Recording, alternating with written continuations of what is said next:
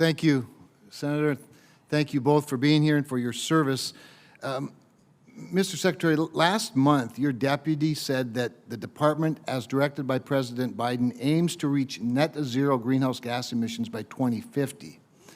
Then she said, she mentioned the danger posed by China, illegal Russian aggression in Europe, persistent threats from Iran, North Korea, and other state actors. You both and others that work with and under you consistently and appropriately reference the importance of modernization, lethality, readiness, obviously.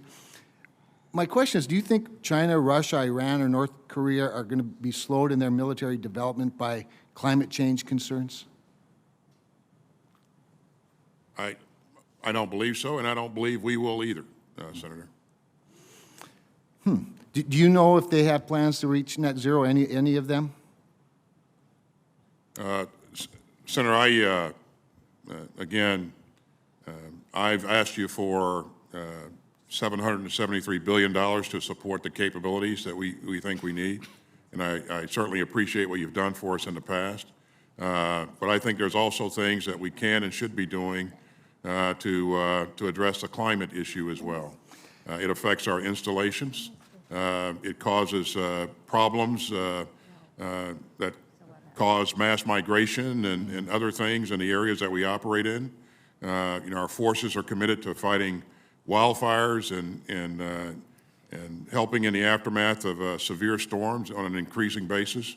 So I don't think this is a thing that we can discount, and I think that the Defense Department has to do its part. I appreciate that, and frankly, I hope that we can give you a lot more than you've asked for, actually, to do those things, Mr. Secretary.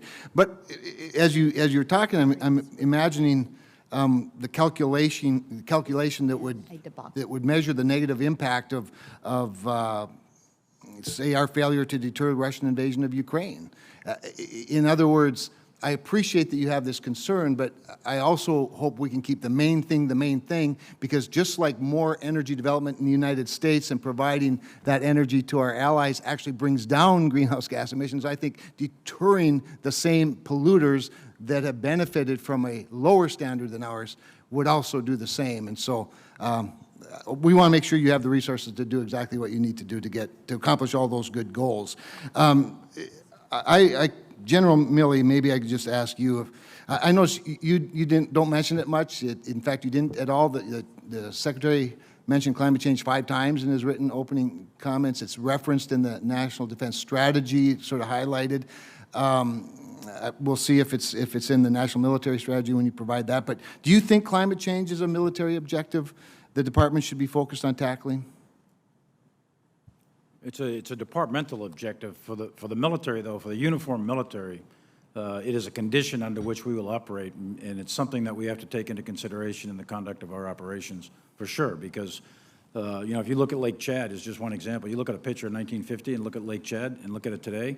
Well, the reason that there's a lot of instability in that particular region is because there's no water and there's a lot of resource struggles going on. So climate change has an impact on military operations, to be sure, and it's going to be a predictor for where likely instability will occur in the future. So it's a condition under which we operate as opposed to something that we can fix. Thank you. Mr. Secretary, I want to talk a little bit about the fear of escalation. That's, that we hear that a lot. It seems that, that many times the fear of escalating the situation in Russia depends on us and a lot less on Vladimir Putin. I just think we've made too many, my personal view is we've made too many decisions based on how we think Vladimir Putin would respond to this situation. Things like limiting the kind of help we would provide Ukraine, how quickly we'd provide that help, postponing and then canceling a Minuteman test that was scheduled, Minuteman III test, and not facilitating the transfer of MiGs. Just a few of the examples. Do you have any evidence that Vladimir Putin is ever worried that his massacre of women and children, civilians, would be escalatory? I don't know what's in the mind of Vladimir Putin, and a lot of other people don't either, Senator.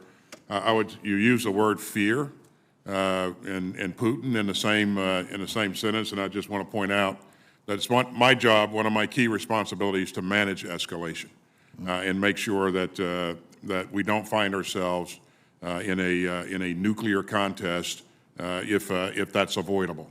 And again, there's nothing about Mr. Putin that we fear. And you see the evidence of the kinds of things that we've done in rapidly deploying combat power to Europe and the eastern flank, and what we have done and continue to do to provide assistance to Ukraine. And, not a military issue, but the sanctions that we've imposed on Mr. Putin are going to have a significant impact on his economy for years to come.